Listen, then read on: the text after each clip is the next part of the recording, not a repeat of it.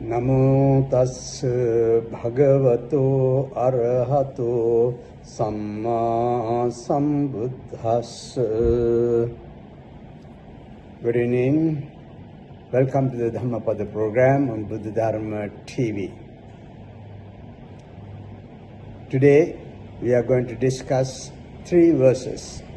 That is the last 3 verses of the chapter 6, the vice.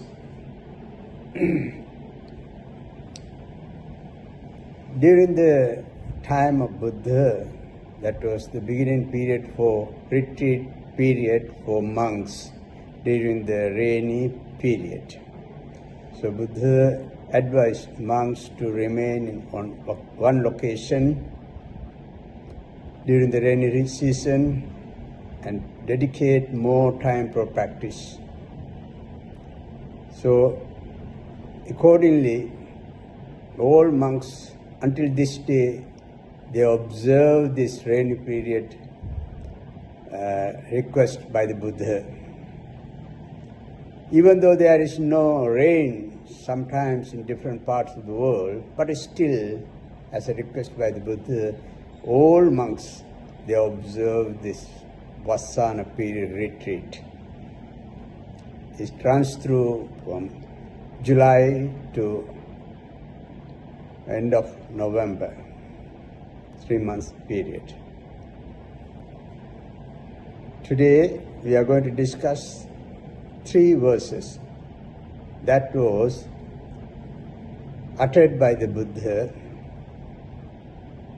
on the occasion when 500 monks paid visit to the Buddha after their 3 months retreat to get advice from the Buddha and to also tell the Buddha what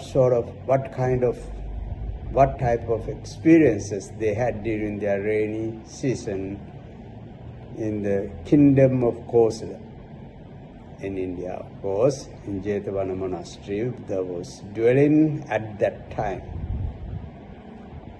So, the Buddha, they uttered 3 verses. First one was, Kanham dhammam vipahaya sukham bhaveta pandito oka anokam agamma viveke yattha duram.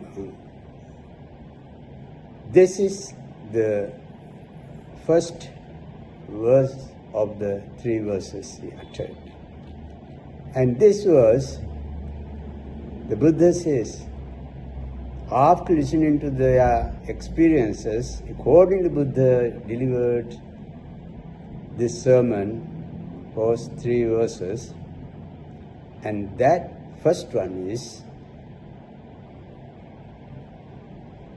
the wise person abandons fully and totally those tainted views and questionable ways of behavior and moves away from the known comfort of lay life into the unfamiliar way of life of the renunciate. That means moving from lay life to a life of renunciate. Everything is different. He practices virtues, the one who joins the order. He practices virtues conducive to the achievement of liberation. Once he attains or enters to the life of a renunciate, he practices virtues conducive to the achievement of liberation.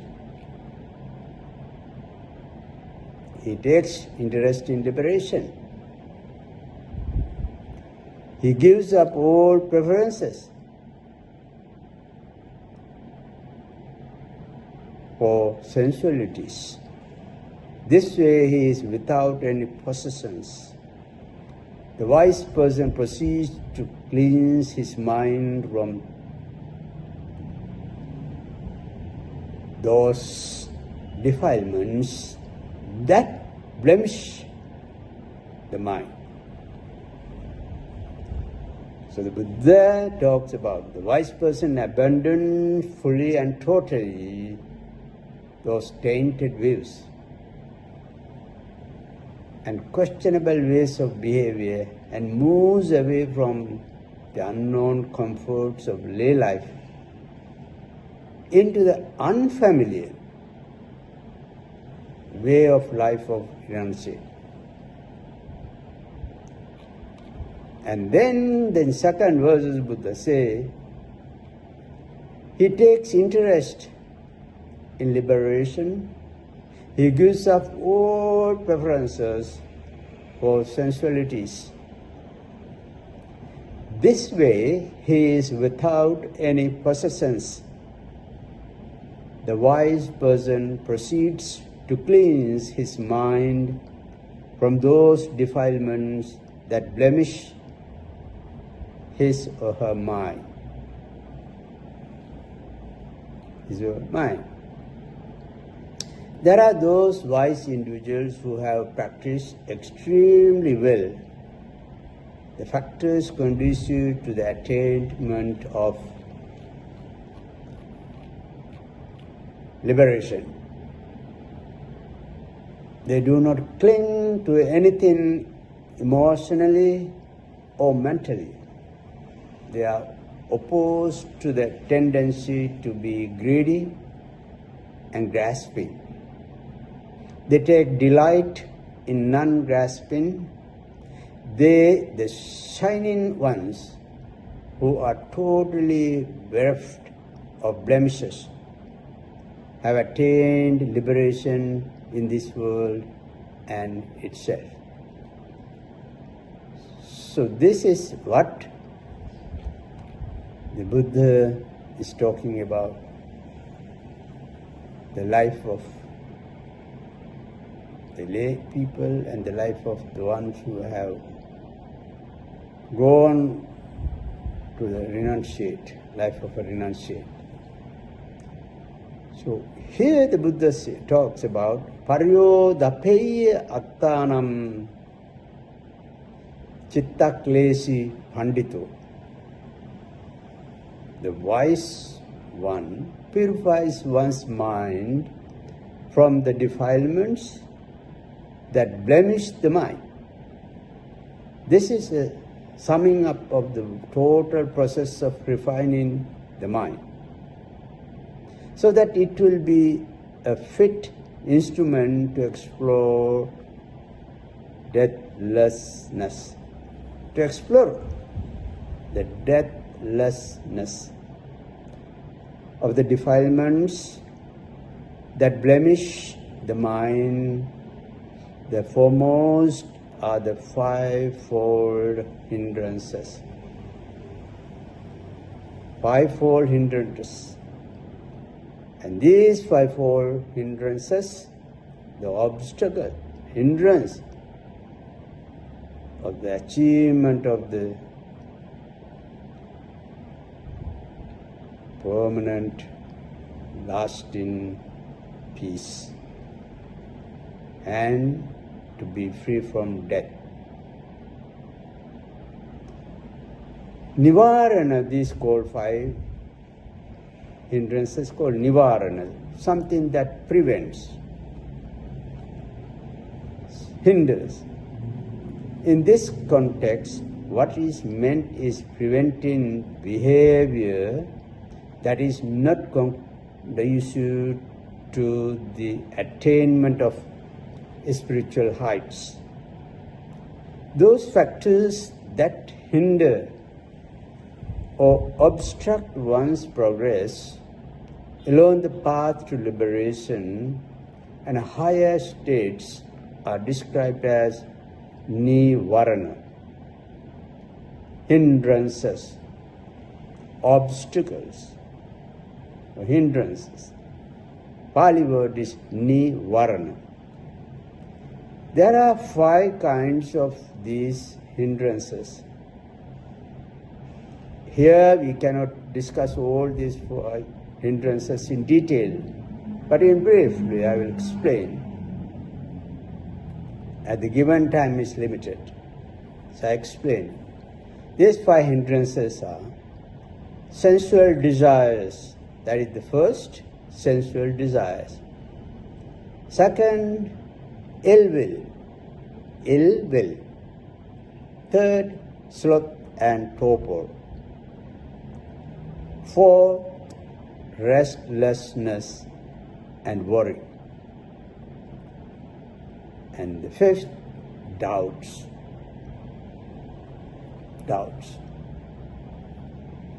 So, in brief, if I explain you these 5, sensual desires or attachment to pleasurable sense objects such as form, physical body, sounds, odor, taste, and contact. This is regarded as one of the fetters too that bind one to samsara, the long journey of, we travel long journey, death and birth, unceasingly. Buddha has a technique and the answer to put an end to this birth, and thereby deathlessness will be there. So sensual desires or attachment to pleasurable sense objects. An average person is bound to be tempted by alluring objects of sense. Lack of self-control results in the inevitable arising of passions. This hindrance is inhibited by one-pointedness, which is one of the 5 characteristics of jhanas, ecstasy. It is attenuated on attaining sakadagami and is completely eradicated on attaining anagami. That is the 3rd stage of enlightenment. Subtle forms of attachment such as rupa raga and arupa raga. Rupa raga, attachment to realms of form and formless realms. Little difficult to understand, but try to understand. These are things that we need to know, and within us we need to know. Formless realms. So attachment to realms of form and formless realms are eradicated only on attaining arhatship. Arhatship, that is the 4th stage of enlightenment. The following 6 conditions tend to eradicate of sense desires. Tend to eradication, sense desires. Perceiving the loathsomeness of the object. Loathsomeness of the object. Constant meditation on loathsomeness. Sense restraint. 4th, moderation in food. 5th, good friendship. And 6th, profitable talks.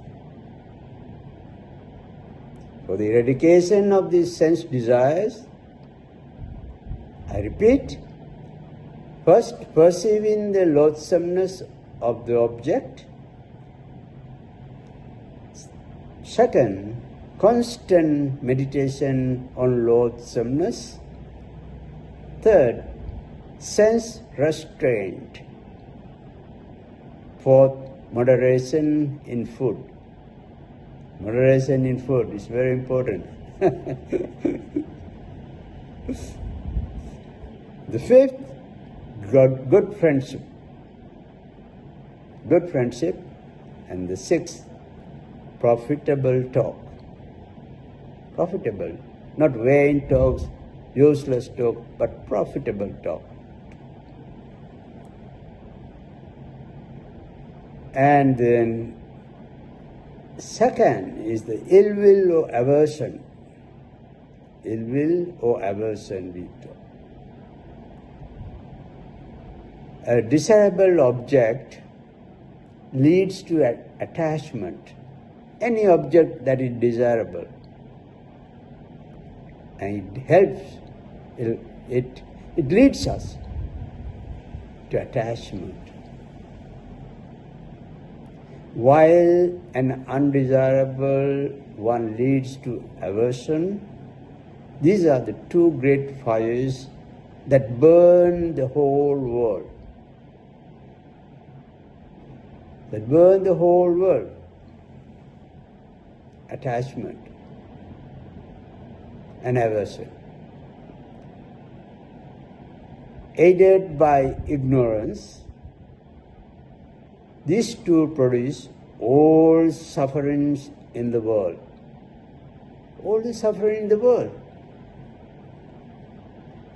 Ill will is inhibited by piti. Piti is a Pali word.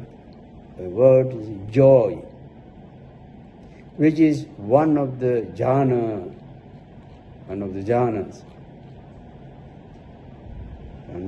factors, one of the factors, jhana factors. It is attenuated on attaining sakadagami and is eradicated on attaining anagami. Sakadagami, then third stage, it is eradicated on attaining anagami. The following 6 conditions also. There are 6 conditions. Tend to the eradication of ill will, perceiving the object with thoughts of goodwill, constant meditation, loving kindness, metta. 3, thinking that karma is one's own. Adherence to that view. 5th, good friendship. And the 6th, profitable talk. So you can see that different level of characters. And when we attain to certain stage, we drop certain things. It happens automatically as a result of the progress in this. Then the third one is the sloth, and is explained as a morbid state of the mind. A morbid state of the mind. And middha is as a morbid state of the mental states. It's called tina middha, Pali word. Tina, sloth, and middha as a morbid state of the mental states. That is a different level, different states of our mind.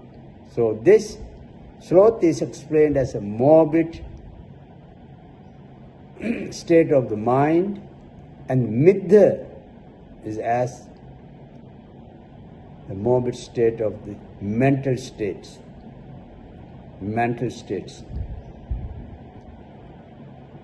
A stolid mind is as inert as a bat hanging to a tree. Have you seen bats hanging to a tree? Or as a molasses cleaving to a stick, or as a lump of butter too stiff for spreading. Easy to understand. Sloth and torpor should not be understood as bodily drowsiness, because arhats, enlightened ones, who have destroyed these two states, also experience bodily fatigue. These two promote mental intertness.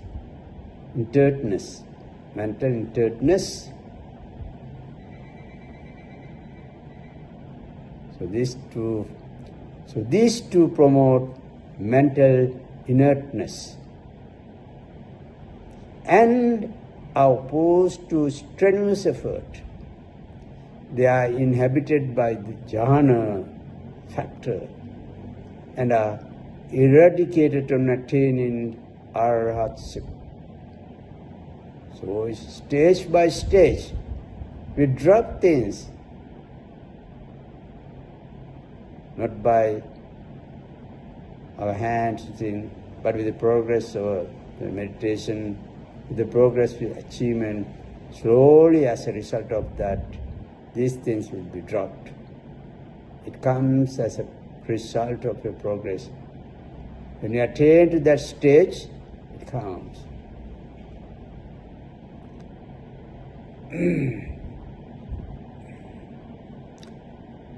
They are inhibited by the jhana factor and are eradicated on attaining the arhatship.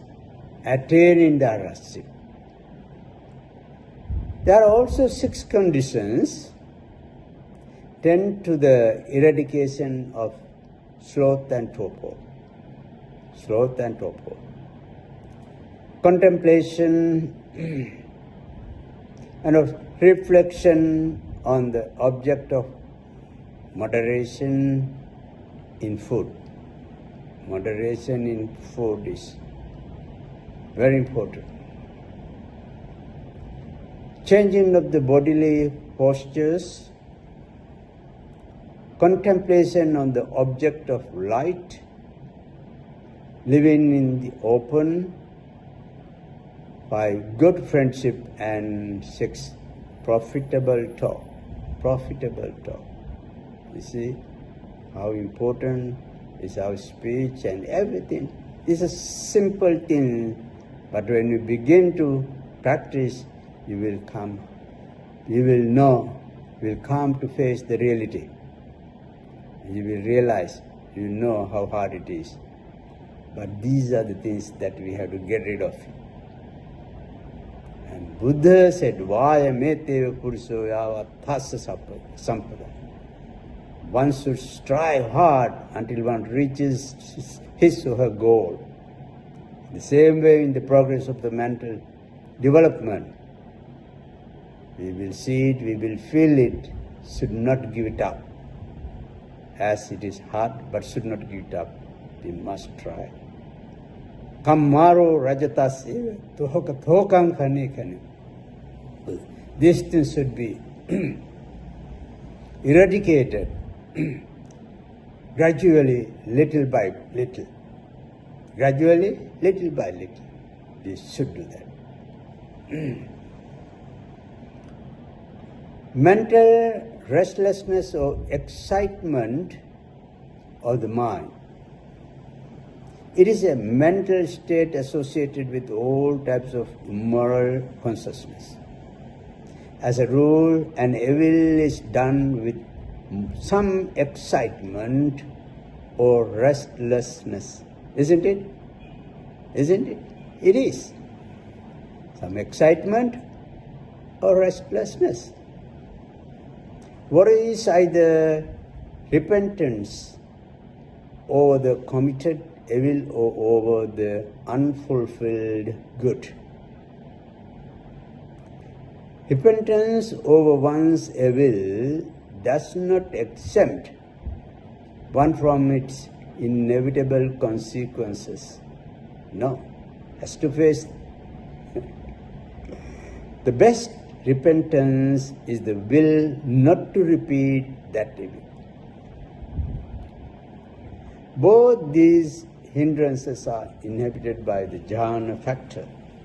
Sukha or happiness, restlessness is eradicated on attaining arahasya, and worry is eradicated on attaining anagami. There are 6 conditions tend to the eradication of these 2 states. Erudition or learning, 1. Second, questioning or discussion. Questioning or discussion. Question. Third, understanding the nature of the vinaya or discipline. Fourth, association with senior monks. Those are familiar with the vinaya, those who have experience in doing meditation and spiritual progress. Good friendship, and fifth, and the sixth is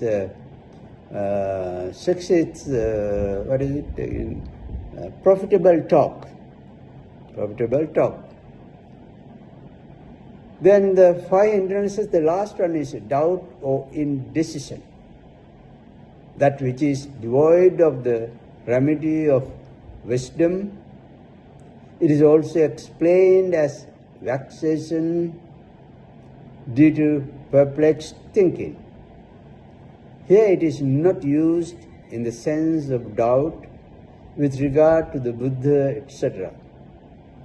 For even non-Buddhists inhibit vicikiccha and gain jhanas. As a fetter, vicikiccha is that doubt about Buddha, etc. But as a hindrance, it denotes unsteadiness in one particular thing. Unsteadiness in one particular thing. That is being done. That's been done. The commentarial explanation of vicikiccha is, if I remember it well, is the inability to decide anything definitely that it is so. In another word, it is indecision. This state is inhibited by the jhana factor, vichara, sustained application. It is eradicated on attaining sotapatti, the first stage. There are 6 conditions tend to its eradication: knowledge of the Dhamma and Vinaya, discussions or questioning, understanding of the nature of the Vinaya, discipline, excessive confidence, a good friendship, and profitable talks. Profitable talk.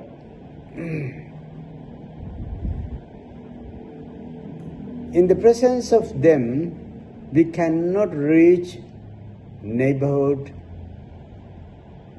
concentration and full concentration, and are unable to discern clearly the truth. Unable to discern clearly the truth. They are sensuous desires, ill will, sloth and torpor, restlessness and scruples and skeptical doubt. So it's good, I just explained this in brief, but if you want to discuss this in detail, it takes some time. And it will be very bitter talk, because bitter talk in the sense, these sometimes those who do not know these things, we try to explain, but these things remain just mere words. Vitakka, vichara, tina, midda, all this we try to explain. But with all these within us, with us. But we try to understand, see these things, the presence of these things, what the harm it is doing. If we can observe these things, and then we try to get rid of them intelligently, according to the advice of Buddhas, then we will be definitely be very happy. Then it says that the Buddha has talked also, one who has cast away sensuous desires, he dwells with a heart free from sensuous desire. From desire he cleanses his heart. He gets rid of desire. He has cast away ill will. He dwells with a heart free from ill will. How? Cherishing love and compassion towards all living beings. He cleanses his heart from ill will. How nice to hear them. How nice it would be when we are free from that. These are not fairy tales. These are the true stories, words from the sublime, words from the supremely enlightened Buddha. Having practiced, he is teaching us. Having practiced, he is teaching us. Buddho so bhagava bodhaya dhamman deseti. Having attained the Buddhahood, he preached for others to attain the Buddhahood. This is what Buddha said.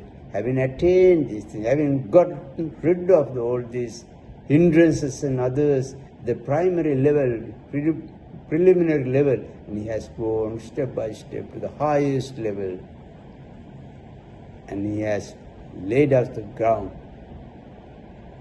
And also he has explained us how it would be there, how the path is, what difficulties we are coming across, how to face them, how to get rid of them, how to be joy forever. This is the teaching of the Buddha. And he has cast away restlessness. Those who have got rid of this 5 hindrances, they are the one who cast away restlessness, scruples, dwelling with mind undisturbed, with heart full of peace. He cleanses his mind from restlessness and scruples. And scruples, how nice to hear this. And step by step he explains the person's position who has given up all these hindrances. And where the Buddha say, he has put aside these 5 hindrances and come to know these paralyzing defilements